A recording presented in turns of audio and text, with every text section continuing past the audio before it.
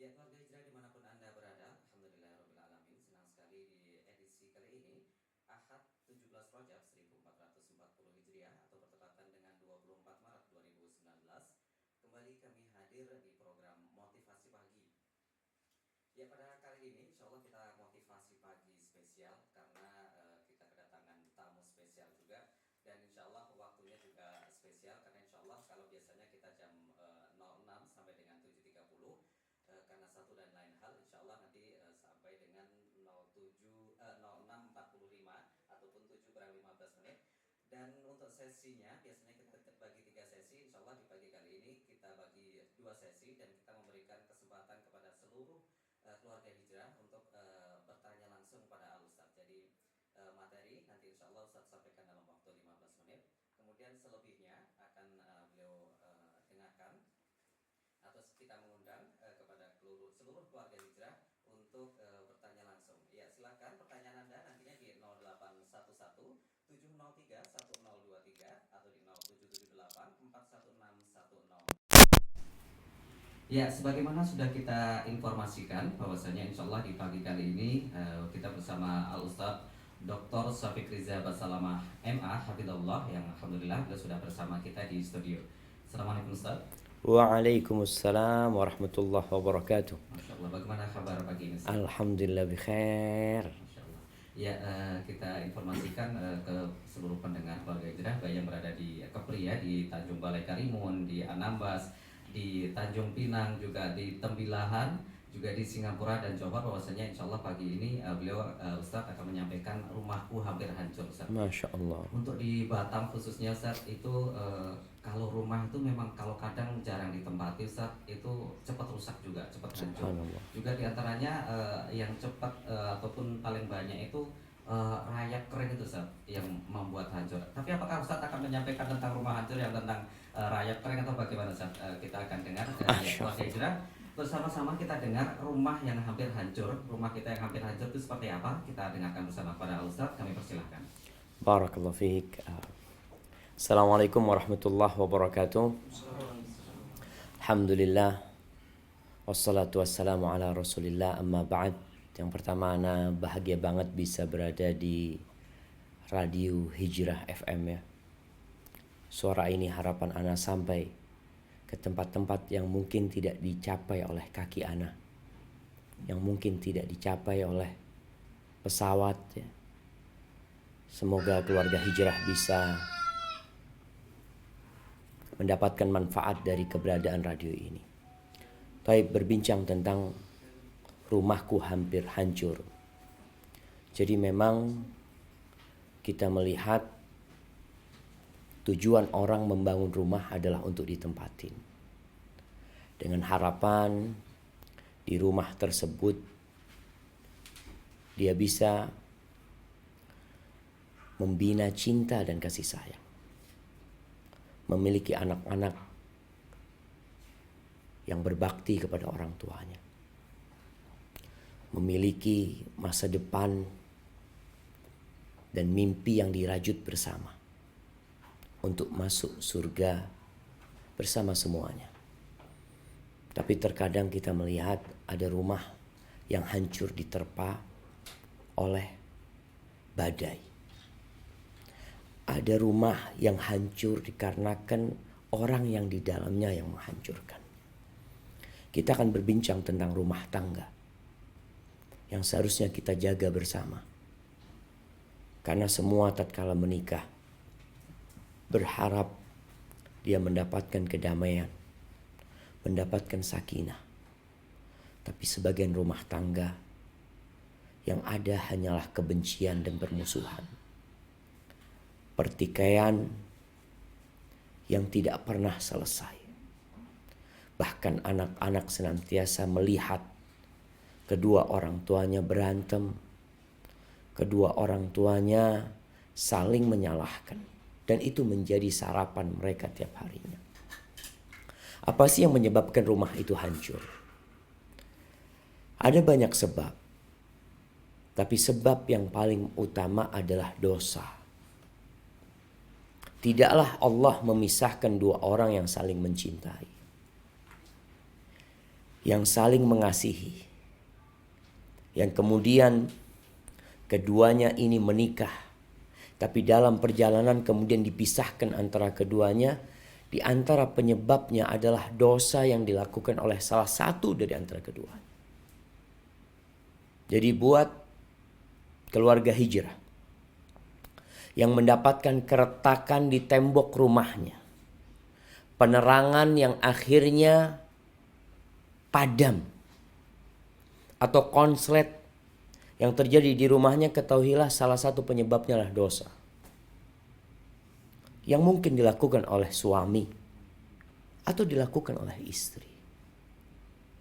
Maka untuk menyelamatkan rumah yang mau hancur ini, saya mengajak semua keluarga hijrah untuk bertobat kepada Allah Subhanahu wa taala. Kembali kepada Allah Azza wa Jalla. Allah Jalla Jalaluh mengatakan, "Ya ayyuhalladzina amanu tubu ilallahi taubatan nasuha."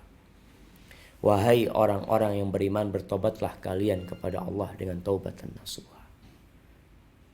Jadi ini kesempatan buat kita bersama yang ingin rumahnya tetap utuh, agar memperbanyak taubat tiap hari.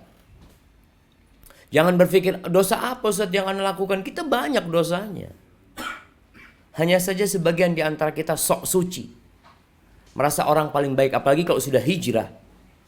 Dia merasa kenapa hal itu terjadi? Bisa jadi itu karena dosa masa lalu yang kau lakukan, yang engkau belum bertobat darinya. Tapi malaikat-malaikat mencatat dosamu. Yang kedua,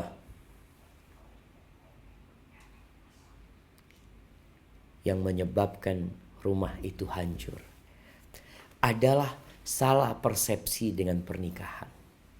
Sebagian orang berpikir pernikahan itu semuanya indah.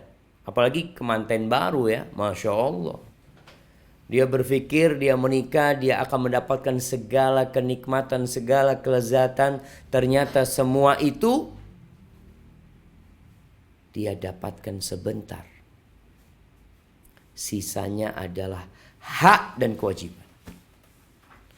Engkau sebagai seorang suami memiliki kewajiban terhadap istri.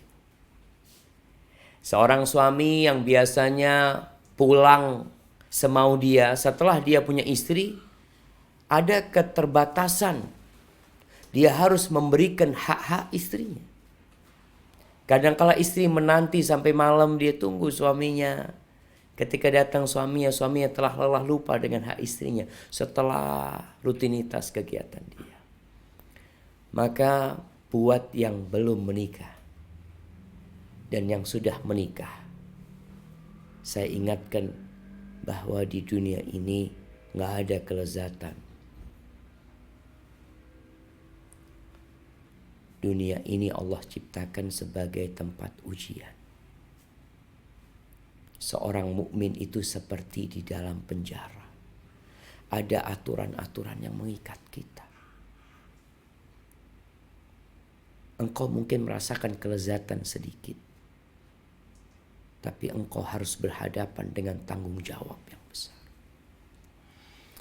Maka tatkala seorang memahami hal ini dan mempersiapkan diri, dia menikah, dia tahu ini bukan hanya malam pengantin, apalagi bulan madu, enggak. Ini tanggung jawab sepanjang hidupmu yang harus engkau emban. Maka kita persiapkan untuk menghadapi hal itu. Yang ketiga, tidak memahami pasangan hidup kita. Kebanyakan kita itu menikah, nggak kuliah di kuliah pernikahan. Dia cocok dengan seorang perempuan, dia memiliki kemampuan secara finansial, udah nikah. Padahal orang melamar kerja aja perlu ijazah. Teman-teman nih di radio Hijrah nih punya ijazah daftar di sini. Pakai ijazah untuk ke sini. Masya Allah. Mau jadi pegawai negeri, mau jadi penjaga toko, minimal SLTA, SLTP. Masya Allah. Ini mau melamar anaknya orang, mau menjadi komandan, kapten di sebuah bahtera, kemudian nggak sekolah. maka diperlukan. Engkau harus belajar gitu loh. Bukan hanya kecukupan secara finansial. Engkau harus tahu pasangan hidupmu ini memiliki banyak kekurangan. Jangan berharap lebih dari dia. Bahkan bagi kaum lelaki, ingatlah sabda Nabi Muhammad SAW, khuliqatil mar'atu min dila'. Perempuan itu diciptakan dari tulang rusuk. Bengkok. Kalau engkau mau luruskan, patah. Mau gak mau patah. Terus apa yang harus kau lakukan? Fastamti wa fihinnal iwaj. Engkau bersenang-senanglah dengan dia, tapi tadi gak ada kelezatan. Istrimu bengkok. Istrimu akan datang bulan. Akhirnya perasaannya jadi labil. Istrimu akan hamil. Perasaannya jadi labil. Istrimu akan nifas. Akan banyak hal yang dihadapi. Kalau engkau menginginkan bidadari, belum waktunya sekarang. Nanti di surga Allah Subhanahu wa taala engkau akan mendapatkan wanita yang sempurna. Begitu pula bagi para wanita. Kalau engkau berharapkan seorang laki-laki yang tanpa kekurangan, maka silahkan hidup tanpa suami. Karena semua suami itu memiliki kekurangan. Tapi barakallahu fikum, ana tidak akan berpanjang lebar jamaah, karena ana harapannya ingin mendengar aspirasi dari keluarga hijrah ya. Dari teman-teman yang tinggal di Kepulauan Kepri, yang ada di Johor, yang ada di Singapura. Semoga ana bisa memberikan pencerahan tentang masalah-masalah keluarga yang mungkin dihadapin, yang ana rasa berbeda-beda dari satu rumah ke rumah lainnya. Barakallahu fikum. Naam. Ya, jazakumullah khairan Ustaz atas paparan materi yang singkat namun sangat padat dan sangat jelas. Ya, keluarga hijrah dimanapun Anda berada, alhamdulillah sebagaimana sudah kita dengar bersama, rumahku hampir hancur yang telah beliau sampaikan. Tibalah saatnya kita untuk masuk di sesi soal jawab. Silakan bagi Anda yang ingin bertanya langsung ke Ustadz, kami undang Anda di 0811 703 1023 atau di 0778 416 1023. Pertanyaan melalui WhatsApp dan SMS di 0811 775 1023 dengan mengetikkan nama, spasi alamat, kemudian isi pertanyaan Anda. Dan bagi Anda yang baru saja bergabung bersama kami di 102,3 FM, silakan menginformasikan kepada keluarga yang lain bahwasanya keluarga Hijrah bisa mendengarkan live streaming kami di www.hijrahfm.com, juga di TuneIn dan Radio Garden di Hijrah Radio. Ya Ustadz, kita sudah banyak sekali pertanyaan yang masuk Ustadz melalui WhatsApp nih Ustadz. Ya, kami ingatkan kembali bagi Anda yang mengirim pertanyaan untuk menyertakan nama dan alamatnya ataupun asalnya. Ya, dari 08575118 sekian. Bismillah. Ustadz, bagaimana menyikapi istri apabila dia ngambek, dan kalau sudah ngambek susah diajak ngobrol Ustadz? Mohon nasihatnya. Masya Allah, Masya Allah. Nah, ini pertanyaan yang menarik sekali jamaah. Perempuan itu tadi kita sudah sampaikan bengkok. Apa yang harus dilakukan suami ketika menghadapi istri yang mudah ngambek? Yang kalau sudah ngambek susah diajak berbicara. Sahabat Nabi yang bernama Abu Darda, dia pernah membuat kesepakatan dengan istrinya, Ummu Darda. Dia mengatakan, ya Ummu Darda, idza ghadibtu faraddini. Wahai Ummu Darda, kalau aku marah, aku ngambek ya, aku minta engkau bikin aku senang. Cari keridhaanku, cari keridhaanku. Wa idza ghadibti rabbaituki. Sebaliknya, kalau engkau yang marah, engkau yang ngambek, aku yang akan berusaha membuat engkau jadi senang. Maka sekarang kalau suami mendapati istri yang ngambek, marah, berusahalah untuk membuat dia gembira. Dengan cara apa? Engkau lebih tahu dengan istrimu. Masya Allah. Rasulullah SAW pernah mendapati Aisyah ngambek. Bahkan sampai mengangkat suaranya di atas suara Nabi Muhammad SAW. Abu Bakar radhiyallahu ta'ala anhu ketika itu sedang ke rumah Nabi SAW. Dia minta izin masuk, dia datengin Aisyah, mau digampar Aisyah oleh Abu Bakar Siddiq. Karena merasa sudah kurang ajar kepada Nabi Muhammad SAW. Tapi kita lihat apa yang dilakukan oleh Sayyidul Mursalin, oleh yang terbaik di antara utusan Allah. Itu Abu Bakar dihalang-halangi, ditahan supaya tidak bisa mendekati Aisyah radhiyallahu taala anha. Sampai Abu Bakar akhirnya pulang. Setelah pulang, baginda Nabi kita Muhammad sallallahu alaihi wasallam mendatangi Aisyah. Lalu beliau mengatakan, engkau nggak lihat tadi aku belain engkau di depan orang yang memukul kamu tadi. Dicari keridhaannya. Bisa dengan hadiah, bisa dengan duduk di sampingnya, dipijetin kakinya, masya Allah. Antum walaupun tidak ahli refleksi, antum refleksi kakinya, nggak apa. Apa saja yang bisa membuat dia senang. Insya Allah seorang suami lebih tahu dengan kondisi istrinya. Jangan sampai kalau satu marah di antara pasangan kita, kita pergi. Karena kalau kita pergi, akan semakin renggang hubungan tersebut. Tapi kalau satu jalan di belakangnya, ini seperti perempuan yang marah, dia memberikan punggungnya kepadamu. Engkau tahu ada yang salah. Lalu engkau berjalan di belakang perempuan itu. Gak berapa lama istrimu akan balik. Dan ia akan mendapati dirimu di hadapan dia langsung. Barakallahu fiik. Nah, Jazakumullah khairan Ustaz. Demikian pertanyaan dari Eva yang berada di Batam. Dan silakan bagi yang tadi menelpon untuk kembali di 0811-703-1023 atau di 0778-416-1023. Bagi Anda yang berada di Singapura ataupun di Johor, silakan menambahkan di +62 untuk kode negaranya. Ya, Masya Allah, sebanyak sekali pertanyaan yang sudah masuk. Mohon maaf kami tidak bacakan salamnya. Bismillah, Ustadz, rumah saya sudah hancur. Lalu solusinya sekarang apa Ustadz? Apakah boleh mantan suami datang ke rumah sementara saya hanya bersama anak-anak, tidak ada mahram? Dan batasannya seperti apa? Apakah boleh kalau pergi bawa anak-anak dalam rangka membahagiakan anak saya dan mantan juga dengan satu motor?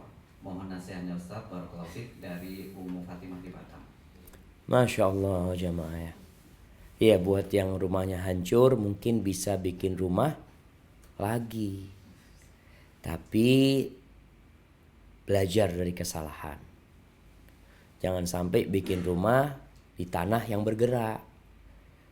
Jangan sampai bikin rumah tanpa pondasi, ada angin dikit roboh. Maka hendaklah mengambil pelajaran kenapa rumah itu jadi hancur. Batasan ketika terjadi perceraian. Suami datang ke rumah mau jumpai anak, silahkan. Jumpain anaknya di ruang tamu, engkau kemudian masuk ke dalam, biar dia jumpain engkau. Kalau mau ngobrol jangan sampai terjadi kholwat. Jadi kalau mau ngobrol mungkin ngobrol di luar rumah. Mungkin di teras yang orang melihat. Dengan engkau lengkap dalam jilbabmu, lengkap dengan pakaian syar'imu, tapi tidak boleh berkholwat. Karena kadangkala ada yang perlu dibicarakan tentang masalah pendidikan anak atau apa ya. Dan lebih baik kalau ada orang lain. Karena ditakutkan terjadi hal-hal yang tidak diinginkan. Dia sudah bukan suamimu. Dia hanya bapak dari anak-anak. Kemudian kalau pertanyaan tadi, bolehkah naik motor berduaan ya sama suami, mengingat masa lalu ya, menyenangkan anak-anak? Nggak boleh lah. Kalau naik mobil mungkin suami di depan, engkau di belakang sama anak-anak. Tapi nasihat Anda tetap ada orang ketiga yang mendampingin. Karena setan tetap menggoda. Dan ini jangan diremehkan. Dia hanya mantan suamimu. Berbicara sama suami tanpa kholwat diperbolehkan. Berangkat mendampingin anak-anak bersama suami tanpa berkholwat diperbolehkan. Maka harapan Anda kalau engkau pergi, kalau mau pakai motor, ya sudah, suami sama anak-anak aja berangkat. Silahkan berangkat, dibawa anak-anak itu, engkau nunggu di rumah. Insya Allah itu akan lebih baik. Dan kalau engkau mau memperbaiki rumah yang hancur, gak apa-apa. Kalau mau rujuk, silahkan rujuk. Karena setan tidak pernah berhenti menggoda manusia. Maka tolong berhati-hati masalah ini. Baik, barakallahu fikum. Oke, barakallahu Ustaz. Ya, kita terima penelpon yang sudah masuk. Assalamualaikum. Ya, mohon maaf, boleh kembali mencoba menelpon di 0811-703-1023 atau di 0778-416-1023. Assalamualaikum. Waalaikumsalam warahmatullahi wabarakatuh, Ustaz. Ya, dengan Ibu siapa di mana? Dari Jadi Singapura, Ustaz. Ya, dari Ibu Yani di Singapura. Ya, silakan pertanyaannya, Ibu. Assalamualaikum, Ustaz. Waalaikumsalam warahmatullahi wabarakatuh. Jadi Ustaz, saya mau bertanya, apa saja syaratnya supaya jadi wanita soleha supaya bisa masuk surga? Itu aja, Ustaz. Mohon penjelasannya. Assalamualaikum warahmatullahi wabarakatuh. Waalaikumsalam warahmatullahi Waalaikumsalam warahmatullahi wabarakatuh. Masya Allah. Iya, kalau bicara bagaimana menjadi wanita penghuni surga. Mudah perempuan itu masuk surga, tapi juga mudah masuk neraka. Ketika Rasul Shallallahu Alaihi Wasallam menyebutkan kebanyakan wanita itu di neraka, tapi di sisi lain Nabi Alaihi Wasallam menyebutkan sebabnya.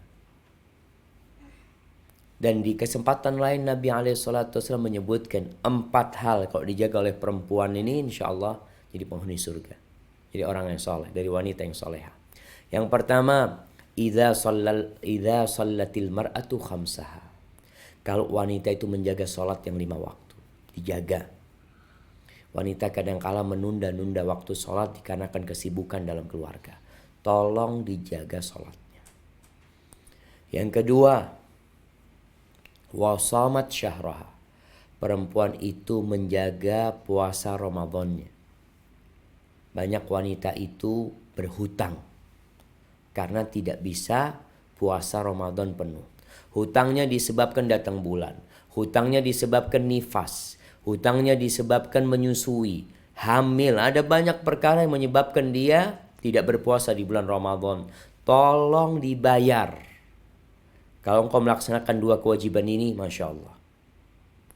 Yang ketiga, yang berhubungan dengan keluarganya. Wa ata'at zaujaha. Dia taat, patuh sama suaminya. Apa saja perintah suami, selama tidak bertentangan dengan perintah Allah, selama tidak bertentangan dengan fitrahnya, taat dan patuh. Jangan pernah membantah suami. Suami mengatakan, istriku, tolong jangan keluar rumah, jangan keluar. Istriku, tolong kau berhenti dari pekerjaanmu, tinggalkan pekerjaan. Taati suami. Selama perintahnya tidak bertentangan dengan perintah Allah dan dengan fitrah dia, taati. Yang keempat, wahafizat farjaha. Dia menjaga kehormatan dirinya. Dia tidak berhias untuk orang lain, untuk lelaki lain, tapi dia hanya berhias untuk suaminya. Dia tidak pernah memasukkan laki-laki ke dalam rumahnya. Enggak via WhatsApp, enggak via Facebook, enggak via Instagram. Rumah dia kalau ada lelaki yang mau masuk dari orang asing, dia minta izin sama suaminya. Fulan mau datang, boleh enggak? Karena Anda lihat media sosial ini termasuk penyebab rumah itu hancur. Termasuk dosa kadang-kadang dilakukan oleh istri. Jadi kalau wanita menjaga 4 hal ini, qila laha udkhulil jannah min ayyi abwabil jannati syi'ti. Akan dikatakan kepada dia, silakan kau masuk surga dari pintu mana saja yang kau kehendaki. Barakallahu fiik. wabarakatuh. Ustaz, ya kita kembali terima yang sudah masuk. Assalamualaikum. Ya, dengan Ibu siapa di mana?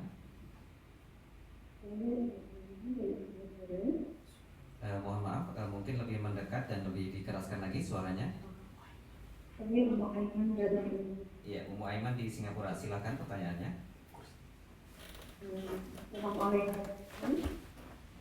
Waalaikumsalam.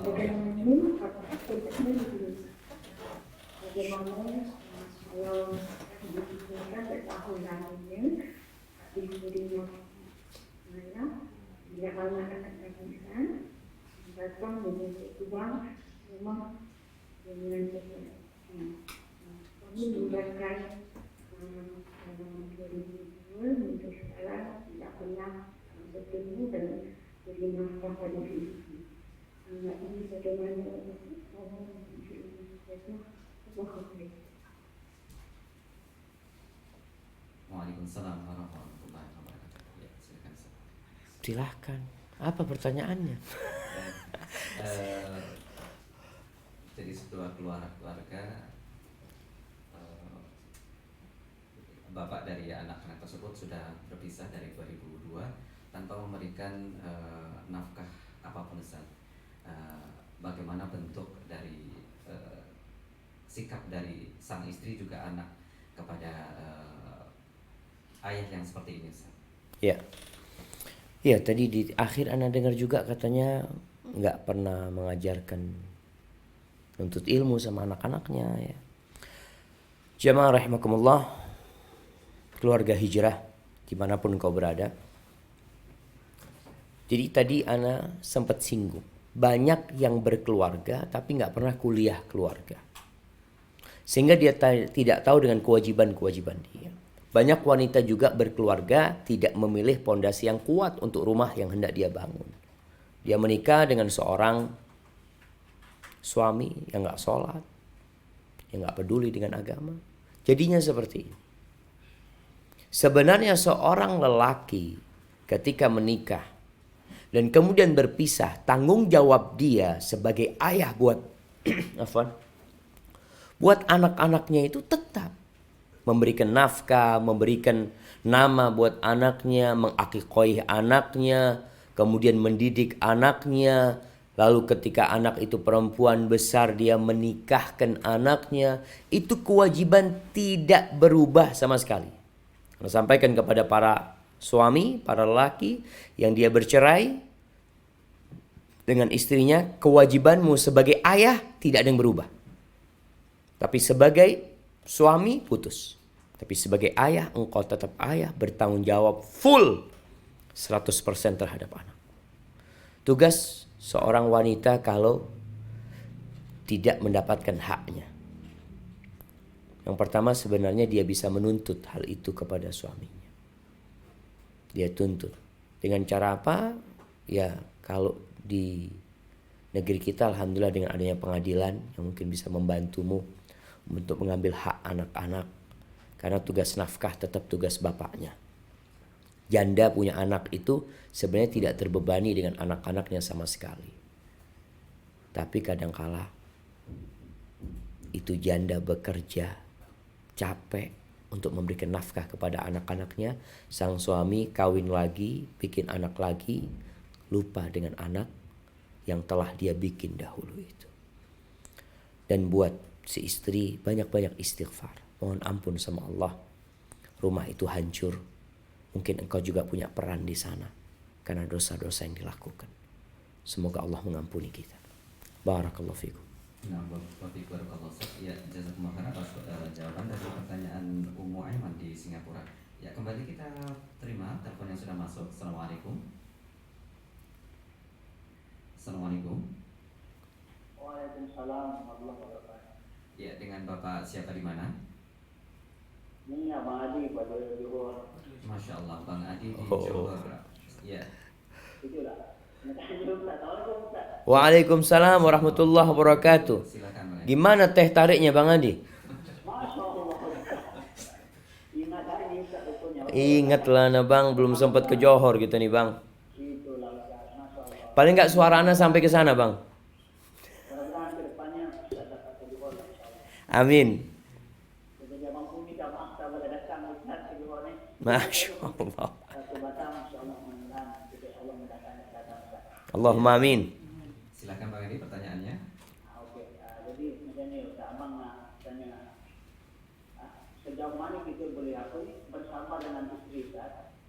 Atau macam dengan Ustaz, kalau kita bersabar dengan isteri, kemudian kita dengan sabar sebab kita ada Ustaz mengharapkan janji Allah ada Ustaz, barang siapa yang bersabar dia akan diberikan untuk memilih bidadari yang tercantik Ustaz. Masya Allah, Masya Allah. Dibilang satu hari ada hadis dalam terbaca dalam kitab Pesona Surga Ustaz. Bila seorang isteri yang menyakiti suaminya, maka isteri lelaki tersebut di kalangan bidadari dari kalangan bidadari dia akan memarahi isteri tersebut melaknat isteri tersebut dengan mengatakan sesungguhnya dia adalah milikku. Dia hanya tersinggah sebentar padamu dan tak lama lagi akan kembali kepada lelaki tersebut. Bolehkah kita ini menjadikan sebab untuk dia bersabar Ustaz? Masya Allah, Masya Allah, Masya Allah. Dan terakhir mudah-mudahan Ustaz dapat beliau Ustaz. Taib, barakallahu fikum Bang Adi. Jazakallah khair. Oke lah Ustaz kalau itu. Waalaikumsalam warahmatullahi wabarakatuh. Masya Allah jamaah. Ya, insya Allah keluarga hijrah mendengar pertanyaan tadi. Di mana seorang suami sabar menghadapi istrinya berharap janji Allah Subhanahu wa taala. Nah, jadi di antara yang memotivasi kita untuk bersabar itu janji Allah Subhanahu wa taala. Beriman dengan Allah dan hari akhir inilah yang menyebabkan kita bisa bertahan hidup jadi orang baik di dunia ini. Jadi kalau istri mungkin ya menyakiti hati, sampai ada seorang ulama yang ditamui sama temennya, alim ini. Sampai ke rumahnya, si tamu ini memperhatikan sikap istri alim ulama itu kurang baik. Ditanya, engkau kok bisa sabar, kata dia, menghadapi istri kayak gitu, kata dia. Ya, kata dia, mungkin istriku ini sebagai penghapusan dosa buat aku. Terus engkau gak kepingin kawin lagi atau? Anak takut nanti kawin lagi lebih parah dari ini azab Allah buat aku. Kata dia, sudahlah yang ada ini dijaga, kata dia. Dia berharap janji Allah Subhanahu wa taala. Tadi disebutkan hadis bagaimana Rasulullah sallallahu alaihi wasallam menceritakan kalau ada seorang wanita, seorang istri yang membuat sakit hati suaminya, itu bidadari surga itu mengatakan qatalakillah. Qatalakillah, semoga Allah mematikan engkau, kata dia. Itu suamimu cuma singgah, sebentar lagi mau pisah sama engkau. Jadi ketika seorang suami sabar dengan harapan nanti dia dapat pengganti istri yang lebih soleh, yang lebih baik di surga Allah SWT, insya Allah Allah akan menepati janjinya. Jadi buat para suami, jangan mudah-mudah menceraikan istrinya. Kadangkala dia bercerai dengan harapan keluar dari mulut buaya, tapi jangan masuk mulutnya harimau. Dia dapat istri yang lebih parah daripada istri yang pertama. Sambil istrinya ini diperbaiki. Terus diperbaiki sambil didoakan. Semoga Allah Subhanahu wa taala memberikan kepada kita yang terbaik dalam kehidupan ini. Barakallahu fikum. Nah. Waalaikumsalam Ustaz. Ya, kembali kita terima penelpon yang sudah masuk. Assalamualaikum. Assalamualaikum. Waalaikumsalam warahmatullahi wabarakatuh. Ya, dengan Ibu siapa di mana? Iya. Dengan Ibu Rupiatin di pojok ini. Pojoknya di mana Ibu? Bengkong. Masya Allah, di Bengkong ya. Silakan Ibu pertanyaannya. Assalamualaikum Ustaz. Waalaikumsalam warahmatullahi wabarakatuh. Ahlan wa sahlan. Jadi anak saya gini Ustaz. Malah kebalikannya Ustaz dari yang jawab tadi Ustaz. Nah, kalau alhamdulillah diberi daya Ustaz. Tetapi sama kami belum Ustaz.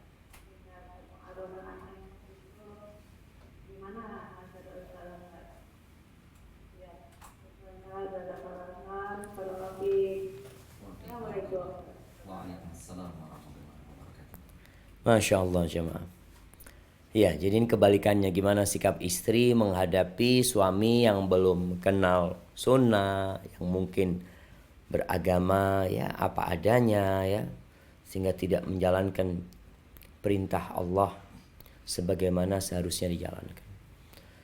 Tugas istri pertama bersabar. Ketika Rasul sallallahu alaihi wasallam menyebutkan wanita-wanita penghuni surga, ala ukhbirukum binisaikum min ahlil jannah. Kalian mau nggak aku kasih tahu istri kalian yang merupakan penghuni surga? Kata para sahabat, tentu ya Rasulullah, alaihi salatu wassalam ya Rasulullah. Lalu Nabi alaihi salatu wassalam menyebutkan ada 3 sifatnya dalam hadis ini. Kullu waludin wadudin a'ud. Dia adalah wanita yang subur, wanita yang penyayang, yang suka kembali kepada suaminya. Artinya apabila perempuan ini disakiti oleh suaminya atau dia melakukan kezaliman, wanita ini yang datang kepada suaminya. Dia letakkan tangannya di atas tangan suaminya sambil mengatakan, la adzuku bi ghamdin hatta tarda. Aku tidak akan memejamkan mataku sampai kau ridho kepadaku. Maka tugas seorang wanita ketika belajar agama, dia tahu dengan sunnah-sunnah Rasul SAW, dia harus memberikan pelayanan yang lebih kepada suami.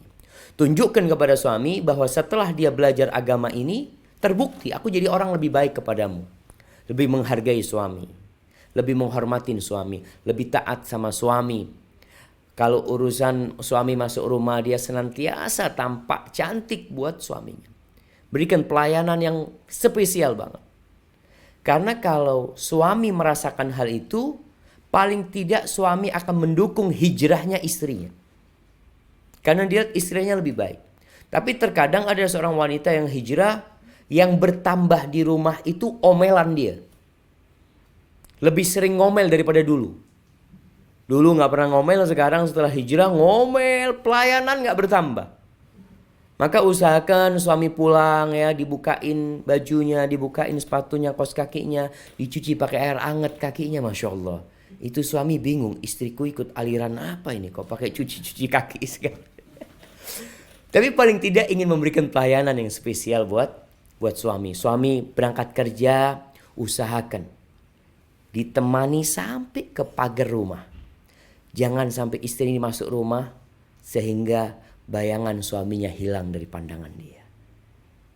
Itu salah satu bentuk pelayanan kepada suami. Semoga suami ibu mendapatkan hidayah. Barakallahu fiik. Ya, mohon maaf untuk penelpon kita cukupkan karena keterbatasan waktu, karena sudah banyak sekali melalui WhatsApp dan SMS. Dari Umu Ahmad di Bintan, Ustaz. Ustaz, bagaimana kalau seorang istri yang selalu menginginkan keluarga yang sakinah dan seorang istri selalu mengingatkan terus kepada suami yang sibuk bekerja agar selalu menyisihkan waktu untuk ke majelis ilmu? Apakah Anas sebagai istri berhak mengingatkan suami terus? Karena kekhawatiran biar di rumah hanya yang mengingatkan untuk urusan agama adalah suami, karena suami seorang pemimpin. Syukran, Ustaz. Barakallahu fiik. Subhanallah jamaah. Di antara yang diperlukan dalam perjalanan menuju Allah itu teman. Kita butuh pembimbing dan butuh pendamping. Rasulullah SAW ketika hijrah, beliau berhijrah bersama siapa? Bersama pembimbing dan bersama pendamping. Siapa pembimbing perjalanan hijrah Nabi Muhammad SAW yang memberitahu jalan-jalan yang harus ditempuh? Beliau menyewa seorang yang bernamanya Abdullah bin Uraiqid. Dia adalah orang yang handal dalam urusan jalan-jalan antara Mekah Madinah. Siapa pendamping yang beliau pilih? Abu Bakar Siddiq radhiyallahu taala anhu. Maka kita pun dalam rumah tangga ini butuh teman yang bersama-sama menuju Allah SWT. Saling mengingatkan itu menjadi prinsip yang harus ada dalam rumah tangga kita. Semua orang itu merugi kata Allah Subhanahu wa taala. Illal ladzina amanu wa amilus solihati wa tawasau bil haq. Harus ada tawasi dalam kebaikan dan kebenaran. Hanya saja seorang istri ketika memberikan pencerahan kepada suaminya, mengingatkan suaminya, adabnya tolong dijaga. Dia harus melihat kondisi suami sedang tepat enggak untuk dikasih nasihat. Kadang kala suami capek, berkeringat, lelah ya, istri ngomel ngasih nasihat dia, waktunya nggak tepat. Tapi kalau suami pulang kerja kemudian dipijit sama istrinya, lalu istri mengatakan, "Bang, aku minta sama abang lah sekali-kali bang datang kajian. Aku tuh ngelihat orang-orang ada yang menggandeng tangannya, ana masa nggak ada yang gandeng tangan ana bang?" Jadi dirayu suaminya, bukan hanya dikasih tahu seperti bos ngasih tahu anak buahnya. Tapi bagaimana seorang istri memohon, nggak mempan ya, nanti cari waktu yang tepat lagi ya, sambil dipijit kakinya suami yang mungkin suami ya istirahat dengan harapan, "Bang, ayolah bang, minta aku bang." Jadi terus berharap kepada suami sambil didoakan suaminya. Izin sama suaminya, "Bang, besok aku mau puasa sunnah hari Senin. Kenapa? Aku ingin doaku dikabulkan sama Allah SWT." Barakallahu fikum. Masya Allah. Ya, pertanyaan berikutnya dari Anissa di Batam Center. Siap. Saya ingin bertanya Ustaz, ada seorang laki-laki yang statusnya sudah merupakan suami orang mendekati saya. Bagaimana cara untuk menjauhi dan melupakan? Karena saya tidak mau menjadi sebab hancurnya rumah tangga orang tersebut. Jazakallahu khairan Ustaz. Masya Allah. Kalau ada seorang yang sudah punya istri mendekati seorang wanita, kalau mendekati secara syar'i nggak apa-apa. Artinya dia memang ingin menikahin itu perempuan. Dia datang kepada orang tua anti, melamar anti, silahkan. Tapi kalau ngajak anti pacaran, na'udzubillah min dzalik, maka anti tinggalkan itu laki-laki. Artinya menjadi istri kedua dalam agama kita itu boleh. Dan gak ada istilah istri kedua itu disebut pelakor. Enggak. Istri kedua, ketiga, keempat itu boleh. Dan bahkan keberadaan istri kedua itu bisa jadi membuat rumah tangga semakin indah. Kalau memang ada sebab-sebab yang mendorong suami untuk melakukan hal itu. Jadi kalau anti melihat ini laki kayaknya kurang benar, tinggalin. Kalau dia serius dan engkau siap menjadi istri kedua, silahkan. Tapi kalau engkau enggak, Ustaz, anak kayaknya belum siap untuk jadi istri kedua karena memang lingkungannya nggak mendukung ya, yang ada nanti malah jadi fitnah di kampung anak dituduh nanti merampas suami orang, lebih baik anti tidak melakukan itu. Dan sampaikan kepada laki-laki itu, silahkan cari wanita lain kalau ingin menikah lagi. Hadza wallahu a'lam bishawab. Kayaknya udah selesai nih Bang, Masya Allah. Anak kepingin sampai jam 12 di sini nih sebenarnya nih. Allahu Akbar, Allahu Akbar. Ya, sebelum kita tutup Ustaz, kami memohon nasihat dari Ustaz, juga rangkuman dari kajian kita di pagi hari ini. Baik, barakallahu fikum. Rumah tangga yang kokoh, rumah tangga yang insya Allah tahan gempa. Ada rumah yang tahan gempa. Itu adalah rumah tangga yang dibangun di atas iman dan ketakwaan kepada Allah SWT. Maka nasihat ana, hendaklah semua kembali kepada Allah. Yang belum belajar agama, belajar agama. Yang dulu ketika menikah gak tahu dengan hak-hak istrinya, hak-hak suaminya, memang gak pernah belajar, sekarang waktunya engkau belajar. Tidak ada kata terlambat untuk menjadi orang baik. Barakallahu fikum. Ana ucapkan terima kasih banyak kepada keluarga Hijrah FM semuanya, kepada teman-teman di sini yang telah memfasilitasi kedatangan ana ya. Ana juga bisa menyampaikan ini dengan duduk di tempat ini, dan teman-teman di Johor, teman-teman di kepulauan bisa mendengarkan. Ana ucapkan jazakumullah khairan, dan semoga radio-radio sunnah ini diberkahi oleh Allah Subhanahu wa taala. Barakallahu fikum. Sampai berjumpa kembali. Semoga senantiasa dalam lindungan ilahi. Ana tutup dengan wassalamualaikum warahmatullahi wabarakatuh. Waalaikumsalam warahmatullahi wabarakatuh.